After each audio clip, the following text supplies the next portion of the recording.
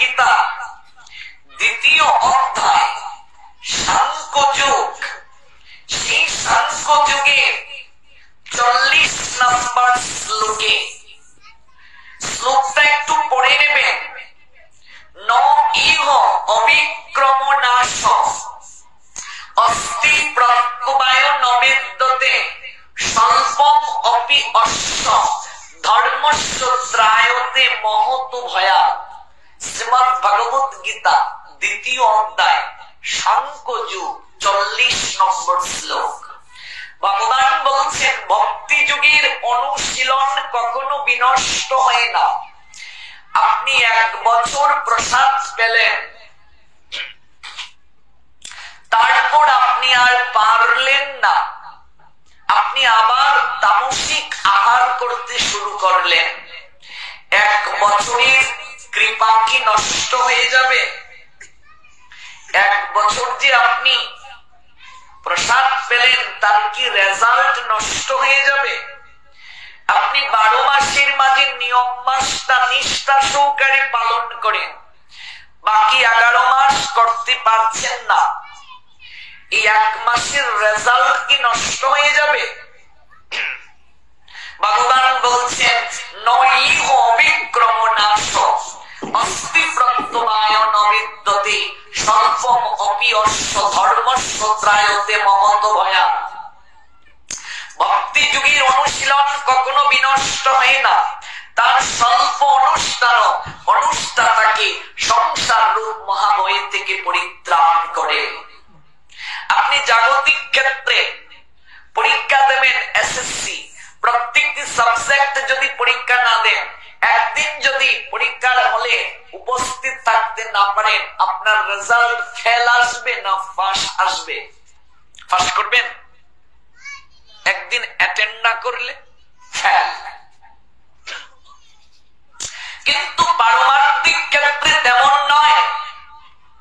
আপনি যতদিন করবেন ঠিক ততদিনের কৃপা পাবেন, সেগুলো নষ্ট হবে না।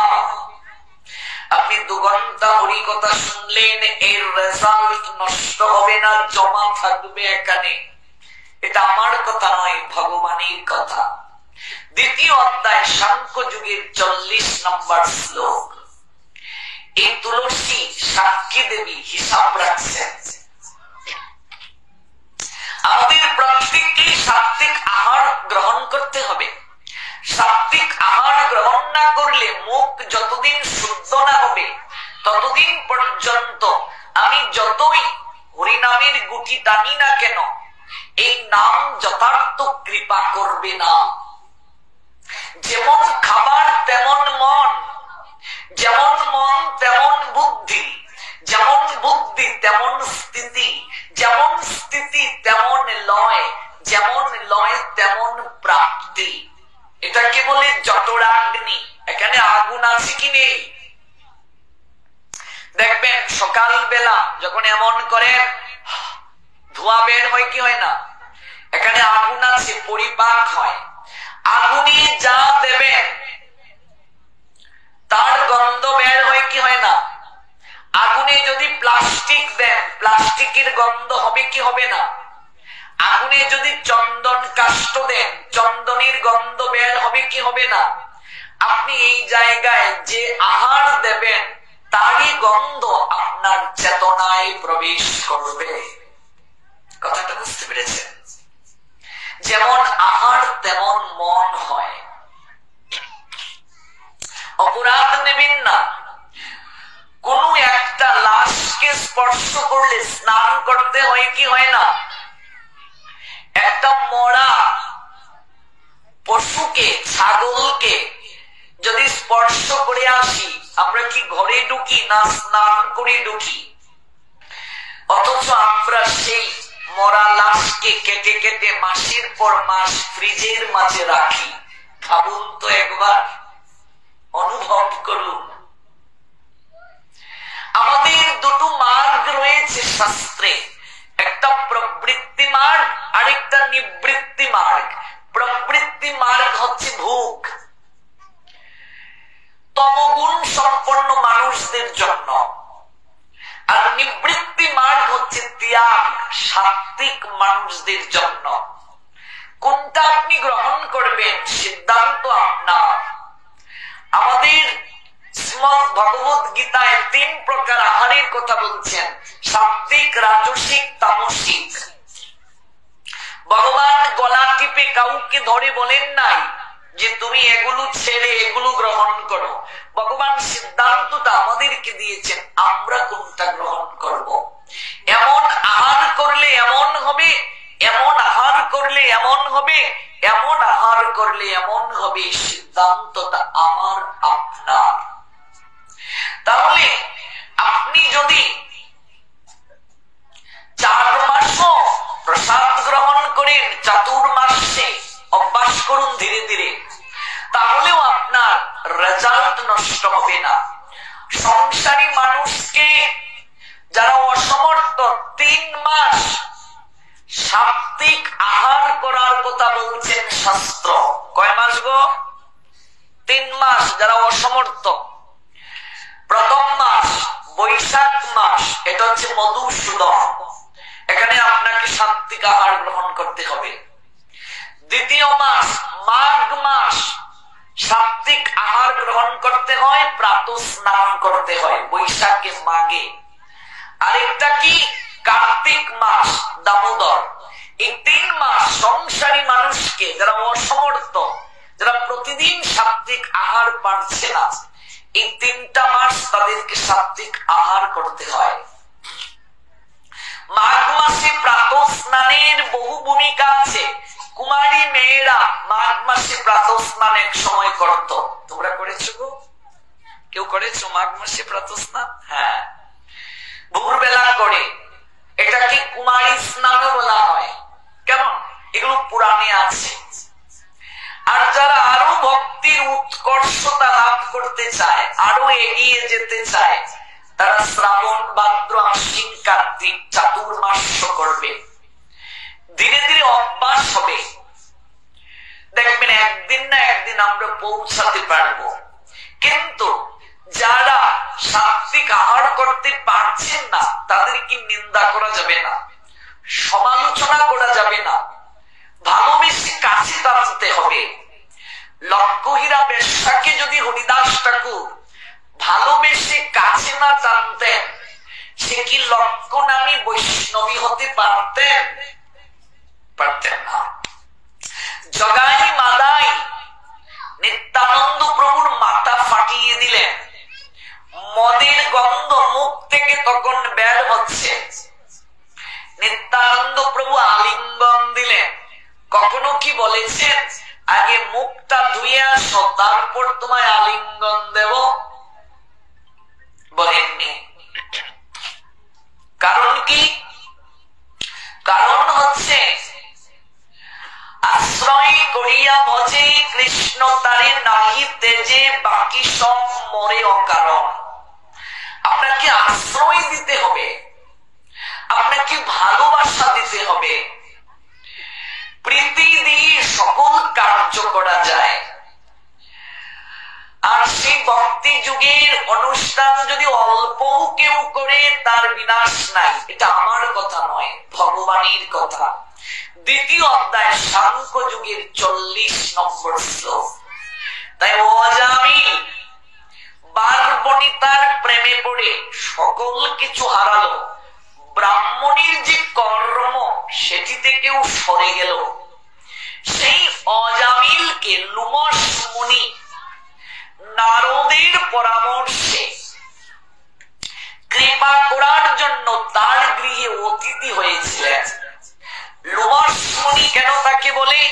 এই মুনির সর্বাঙ্গে লুম গজিয়ে গিয়েছিল। দেহের এমন কোন জায়গা বাকি ছিল না যেখানে লুম হয় নাই, পশুর মতো লুম হয়ে গিয়েছিল। কেন জানো মা? বৈষ্ণব চরণে অপরাধ করার কারণে। বৈষ্ণবেতে হয় যদি ক্ষুদ্র অপরাধ, কোটি কোটি ভজনেতে পড়ে যায় বাদ। কেউ যদি সাধু চরণে, বৈষ্ণব চরণে অপরাধ করে, সে যতই ভজন করুক না কেন, এই ভজন দ্বারা কখনো তার পরম প্রাপ্তি সম্ভব নয়। এজন্যই আমাদেরকে সাধু বৈষ্ণব চরণে অপরাধ থেকে দূরে থাকতে হবে। কোন প্রয়োজন নেই অপরের নিন্দা করার। সে যা করছে সেটি ভগবান দেখবেন, আমার দেখার দায়িত্ব না। আমি কেবল অনুনয় করতে পারি, আমি কেবল নিবেদন জানাতে পারি। সে নিবেদন করার পর সে যদি পরিবর্তন নিজেকে করতে চায় করবে, তার সৌভাগ্য। যদি না করে নিজের মাথা নিজে খাবে। আমার কথা নয়, মহাজন বলছেন, সংসারে মজিলি গৌরাঙ্গ ভুলিলি, না শুনিলি সাধুর কথা, ইহকাল পরকাল দুকাল খুয়াইলি, খাইলি আপন মাথা। সংসারে মজিলি আর গৌরাঙ্গ ভুলিলি, না শুনিলি সাধুর কথা। সাধুগণ এসে আমাদেরকে কি বলে যায়? মঙ্গলের কথা, পরিবর্তনের কথা। আমি পালন যদি করি আমার মঙ্গল হবে, না পালন করলে এটা আমার দুর্ভাগ্য। ইহকাল পরকাল দুকাল খুয়াইলি, খাইলি আপন মাথা। তাই বৈষ্ণব চরণে অপরাধ ভক্তির লতা শুকিয়ে দেয়, বীজ অঙ্কুরিত করে না। লোমসমুনি বৈষ্ণব চরণে অপরাধ করে তাহা মার্জনের জন্য নারদের কৃপায়, নারদের পরামর্শ ক্রমে অজামিলের গৃহে অতিথি হলেন। সাধু যদি কারো গৃহে আসে, গৃহে মঙ্গল হয়।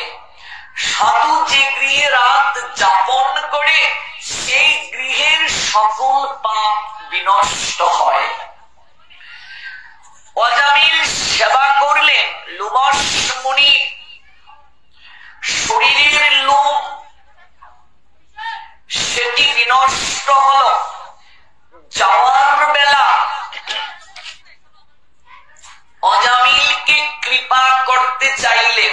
প্রশ্ন আসতে পারে, অজামিলের গৃহে আসার কারণে লোমসমুনির লোম কি করে দূর হলো? নারদ বলেছিলেন, আপনি এমন একজনের অন্ন গ্রহণ করবেন, সে অন্ন গ্রহণ করলে আপনার লোম দূর যাবে। যে ব্রাহ্মণ সদাচারী ছিল, কিন্তু আচরণে শূদ্র থেকেও চণ্ডাল থেকেও যে বিনষ্ট, নিচে নেমে গেছে। অজামিল নামে এমন এক ব্রাহ্মণ আছে যে ব্রাহ্মণ কুলে জন্ম নিয়ে আচরণে চণ্ডাল থেকে নিকৃষ্ট। নারদের কার্যটাই হচ্ছে লোমসমুনিকে অজামিলের গৃহে পাঠিয়ে তাকে কৃপা করবে। সাধু সঙ্গ বিনা তোমার কোথায় আছি ইষ্ট,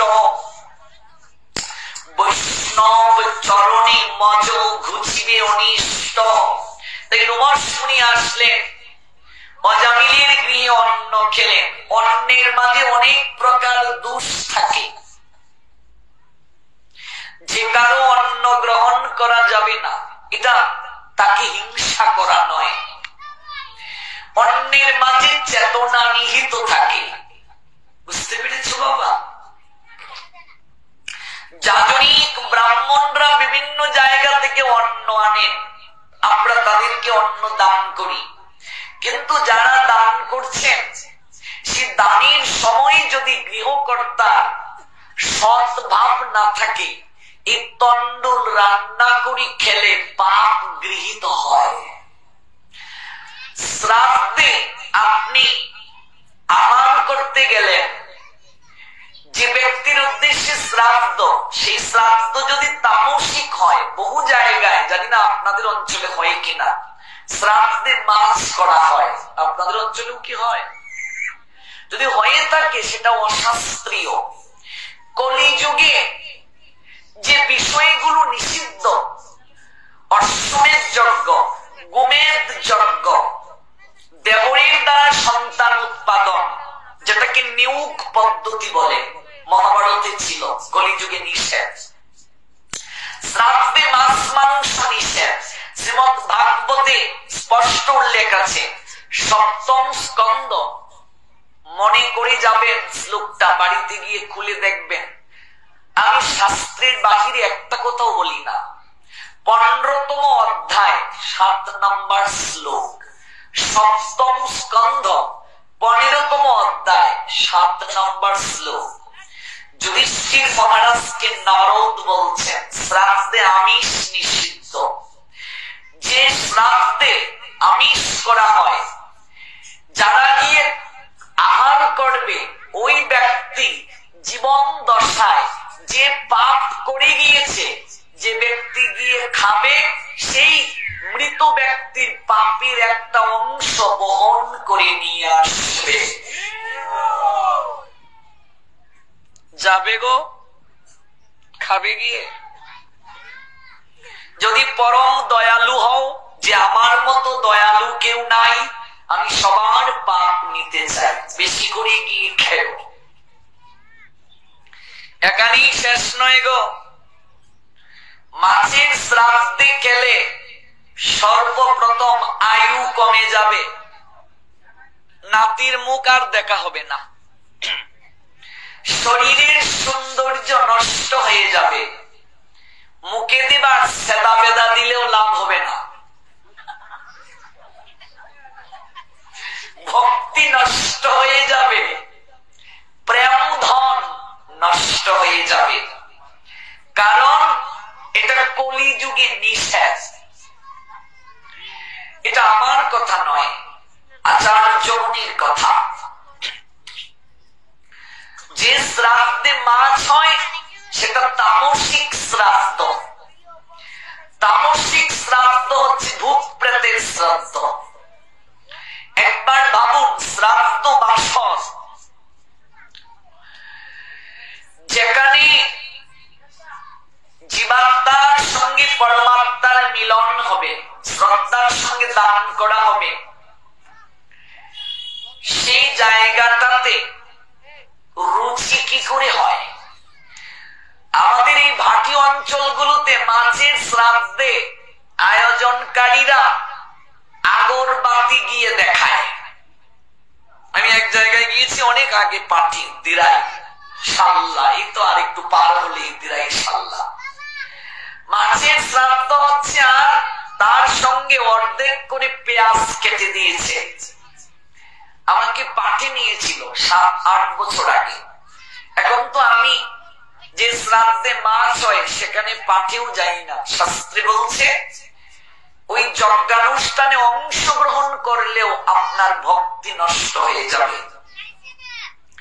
আয়োজনকারীরা ধূপ আর দীপ নিয়ে সবাইকে হরিবল হরিবল বলে দেখাচ্ছে, আর প্রেমধ্বনি দিয়ে খাচ্ছে। মাছ দিয়ে শ্রাদ্ধ আমার প্রেমধ্বনি কোথায় যাবে? বলতে গেলে ফুসকা পড়ে যায়, কিন্তু শাস্ত্রের সঠিক কথা না বললে তো আমরা অপরাধী হব। আমাদেরকে ভগবান দায়িত্ব দিয়েছেন বলার জন্য। এই আসনটা বেশ আসন, নিজের মন গড়া কথা বলা যাবে না। ব্যাসদেবের আনুগত্যে তারই নির্দেশিত কথা বলতে হবে, নইলে আমাদেরকেও ডান্ডার বাড়ি খেতে হবে। উপর থেকে অর্ডার আছে। সাধুরা হচ্ছেন ডাক পিয়ন। পিয়ন চিনো গো? চিঠি এক জায়গা থেকে আরেক জায়গায় পৌঁছে দেয়। বর্তমানে চিঠির যুগ নেই। এখানে আমার মা, কাকিমা, জেঠিমা যারা, তাদের সময়ে চিঠির যোগাযোগ ছিল, তাই তো? একটা চিঠির জন্য অপেক্ষা করত। আর আগেরকার সময়ে যারা প্রেম করেছে তাদের তো আর কথাই নাই। চাতক পাখির নিয়ে অপেক্ষা করত, কবে প্রিয়জন একটা চিঠি দেবে। ডাক পিয়নের কাজ কি? প্রাপকের ঠিকানায় চিঠি পৌঁছে দেয়া। ডাক পিয়ন কি কখনো চিঠি খুলে দেখে কি লিখেছে? দেখে গো? ডাক পিয়নের দায়িত্ব প্রাপকের ঠিকানায় চিঠি পৌঁছে দেয়া, ভেতরে কি আছে খুলে দেখা নয়। সাধুরা ডাক পিয়ন, তাদেরকে দায়িত্ব দেয়া হয়েছে প্রাপকের ঠিকানায় পৌঁছে দেয়া। এই জগতের আমরা প্রাপকের ঠিকানা কোথায়? আমাদের ঠিকানাটা কোথায়? আমাদের ঠিকানা হচ্ছে সচ্চিদানন্দ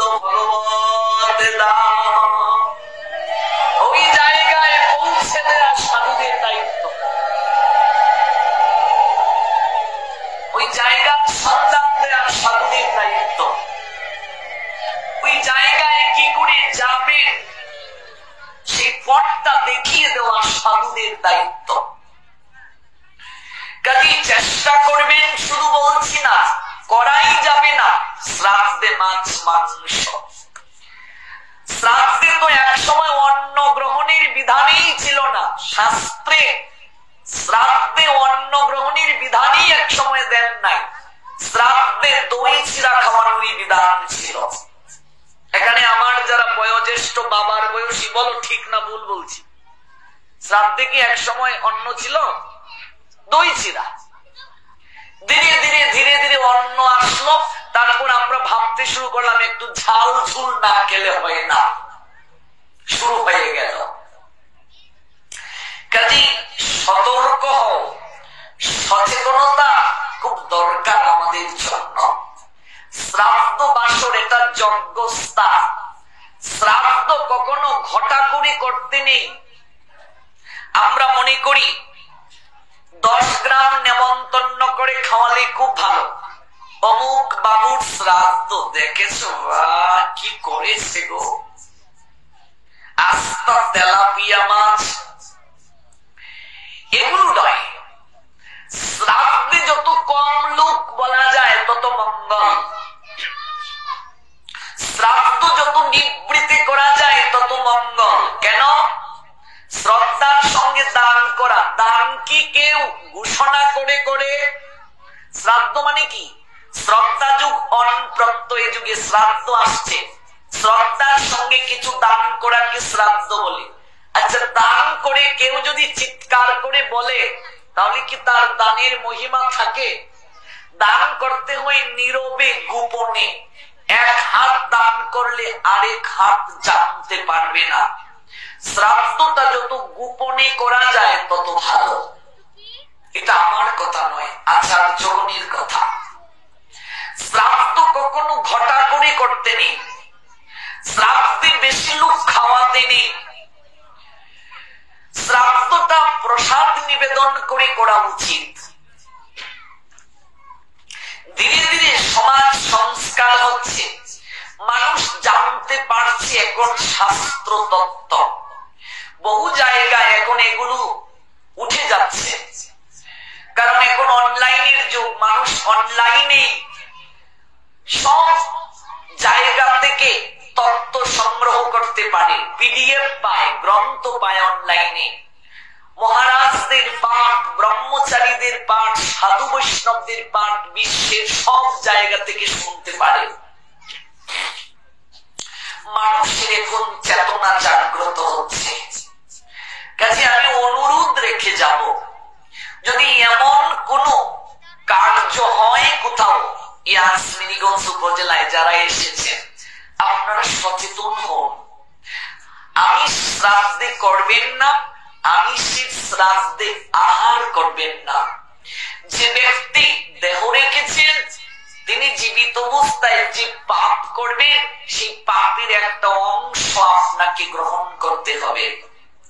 শ্রাদ্ধে যে আমিষ নিষেধ, এটি কোথায় আছে লেখা? আমি কি মন গড়া বলছি না। শ্রীমদ্ ভাগবতে 7ম স্কন্ধ 15তম অধ্যায় 7 নম্বর শ্লোক। আর কলিযুগে সকল কার্য ভাগবত অনুযায়ী হবে। ভাগবতকে পাশ কাটানো যাবে না। ভাগবতে যা আছে তা পালন করতে চেষ্টায় রত হতে হবে। তাহলে দেখুন, সেই লোমশ মুনি অন্ন গ্রহণ করতে আসলেন, নারদই পাঠালেন তাকে। কেন পাঠানোর উদ্দেশ্য? অজামিলকে কৃপা করার জন্য। সেই লোমশ মুনি অজামিলের গৃহে অন্ন গ্রহণ করলেন। অন্ন গ্রহণ করে যখন চলে যাবেন, তখন লোমশ মুনি বলছেন, তোমার গৃহে রাত যাপন করলাম, তোমাকে তো একটা কৃপা করে যাওয়া দরকার। তোমার ছোট ছেলেটার অনেক মিষ্টি, দেখতেও খুবই অনিন্দময়, নাম কি রেখেছ গো? অজামিল বলছেন, এখনো তো মুনিবর কোন নামকরণ করিনি।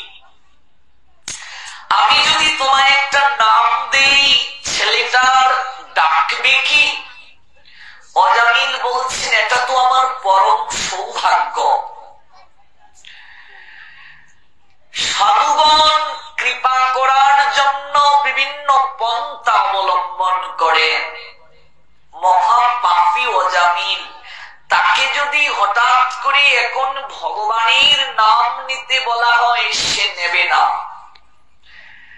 ভগবত কার্য করবে না। দেখবেন কেউ যদি ঔষধ খেতে না পারে, ডাক্তাররা বিভিন্ন প্রক্রিয়ায় তাকে ঔষধ সেবন করায়, না ভুল বলছি? মিষ্টির মাঝে মাখিয়ে কাউকে খাওয়ায়, ট্যাবলেট খেতে না পারলে তরল করে ভেতরে ঢুকিয়ে দেয়া হয়। মূল কথা, বিভিন্ন প্রক্রিয়ায় ঔষধটা সেবন করাতে হবে। তাই লোমসমুনি ভাবলেন, ওকে যদি কৃপা করতে হয় এইভাবে তো করা যাবে না। তাই বললেন, তোমার ছেলেটাকে যদি একটা নাম দিয়ে যাই। লোমসমুনি দেখলেন অজামিলের সবচেয়ে বেশি দুর্বলতা তার ছেলেটার প্রতি, ছোট ছেলেটার প্রতি। তাই অজামিলকে বললেন, নাম দেব, কিন্তু তুমি ডাকবে তো, এটা তোমার সৌভাগ্য। তাহলে তোমার ছেলের নাম দিয়ে গেলাম আমি নারায়ণ। কোন প্রসঙ্গ থেকে গেলাম? নাম আভাস। নাম আভাসেও মুক্তি হয়। আমরা বর্তমানে আমাদের সন্তানদের নাম ভগবানের নামে রাখি না, শাস্ত্রীয় নাম রাখি না। শাস্ত্রীয় নাম রাখলে মঙ্গল হয়। আপনি আপনার ছেলের নাম রেখেছেন গোবিন্দ, আপনি যদি ভগবানকে নাও ডাকেন, ছেলেকে 24 ঘন্টায় কতবার ডাকবেন গো? এই গোবিন্দ, ঘুম থেকে উঠ, এই গোবিন্দ, এত বেলা হয়ে গেছে, উঠস না কেন? এই গোবিন্দ, বাথরুম অত লেট কে থাকো, এই গোবিন্দ, স্কুল কোন সময় যাইতে, এই গোবিন্দ, খেয়ে যা। ঠিকই ঠিক না?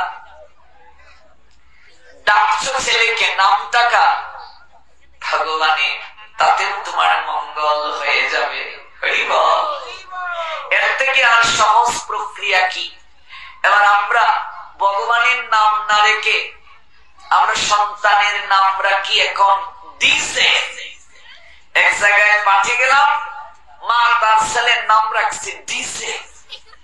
ডিজে কি নাম গো? মা গো, তোমার ছেলের নাম ডিজে, ছেলে বড় ইয়া করব কিসে? ছেলের নাম ডিজে। কি কাহিনী! কেউ আর এখন শাস্ত্র ফলো করে না। এক জায়গায় গেলাম পাঠে, এক মা এসে প্রণাম দিয়ে বলছে, প্রভুজি আমার মতো দুর্ভাগ্যের অধিকারী কেউ নাই। বললাম কেন? বলছে ভগবানের অনেক নামের মাঝে গোবিন্দ নামটা আমার প্রিয়। বিয়ের আগে সবসময় আমি প্রণাম দিয়ে বলতাম গোবিন্দ, সব তোমার, না বলা কথা জানাতাম, কিন্তু এখন আর ডাকতে পারি না। বললাম কেন? বলছে আমার স্বামীর নাম গোবিন্দ। তাতে হয়েছে কি? গোবিন্দ যদি না ডাকতে পারো, ভগবানের অনেক নাম আছে, অন্য নাম ডাকো, কৃষ্ণ ডাকো। বলছে এখানে আরো বড় সমস্যা, বাসুরের নাম কৃষ্ণ। কিছু লোক আছে এমন, বলে স্বামীর নাম যদি এমন নাম থাকে আমি কি ডাকতে পারবো? এগুলো কুসংস্কার। আপনি যদি ভগবানের নাম কারো গালিও যদি দেন, তাতেও আপনার মঙ্গল হবে। ওই গোবিন্দর বাচ্চা গোবিন্দ। এরকম অনেক সময় মা বাবারা ছেলেকে অভিমান করে বিরক্ত হয়ে গালি দেয় না, তাতেও মঙ্গল হয়ে যাবে।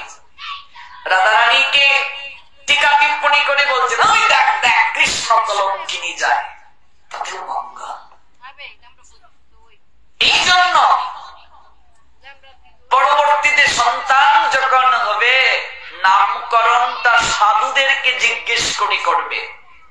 একটু তিথি দেখবে, নক্ষত্র দেখবে, সিরিয়াল দেখে নয়। সিরিয়ালে নায়িকার নাম রাশি, তোমার ফুরির নাম রাশি।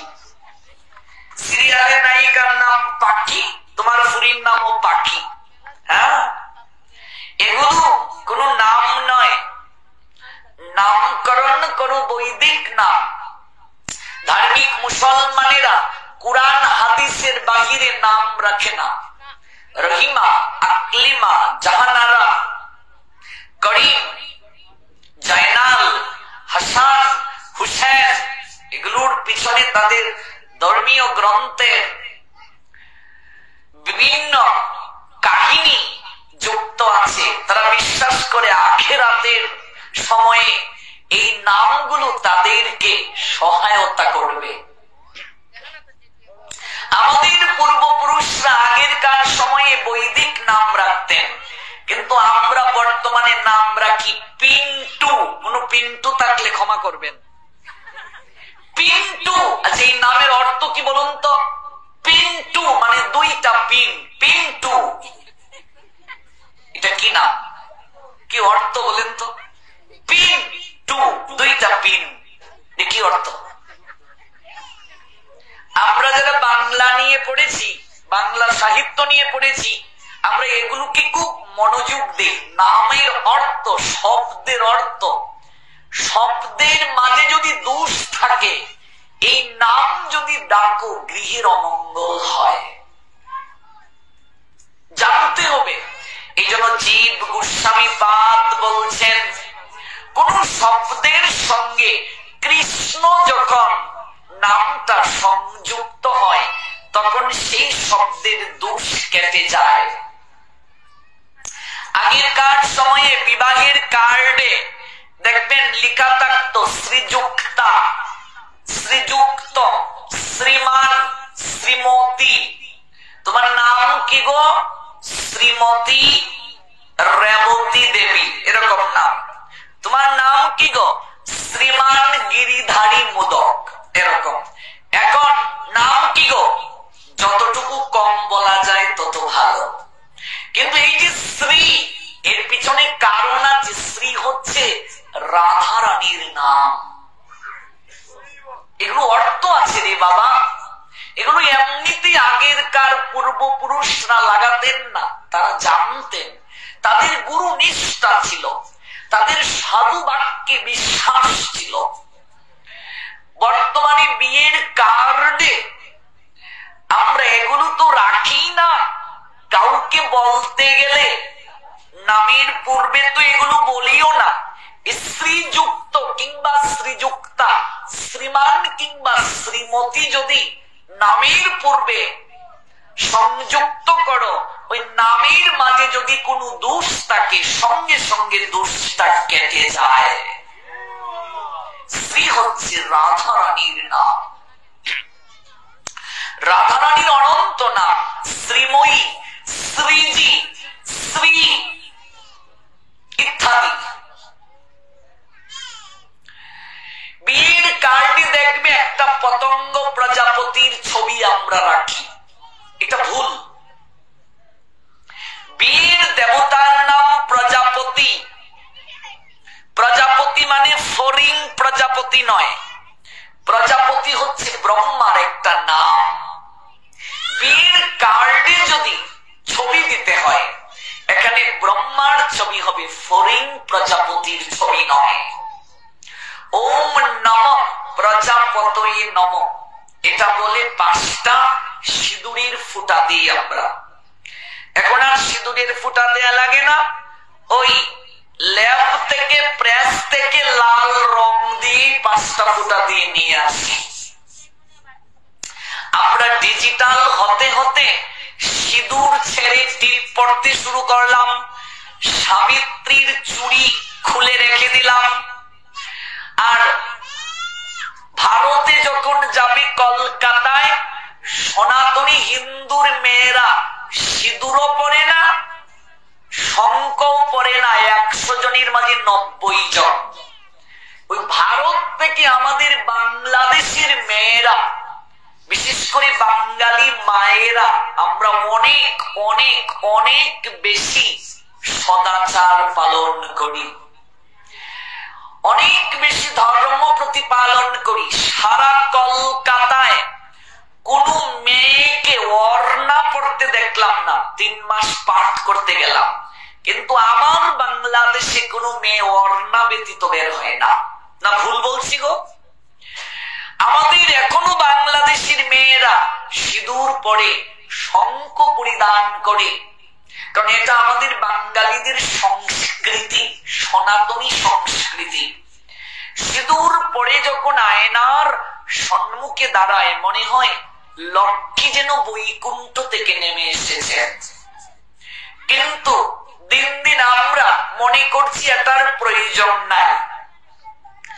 আমরা শাস্ত্র বাক্য যেমন পালন করি না, সংস্কৃতি যেমন প্রতিপালন করি না, ধীরে ধীরে আমরা জবন ম্লাচ্ছ হয়ে যাচ্ছি, আচারহীন হয়ে যাচ্ছি, ভ্রষ্ট হয়ে যাচ্ছি।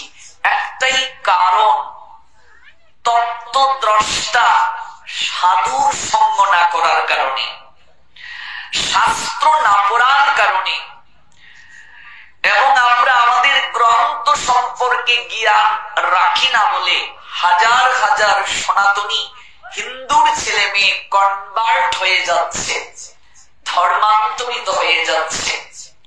নিজের গ্রন্থ পড়ে না, না পড়লে জানবে কি করে?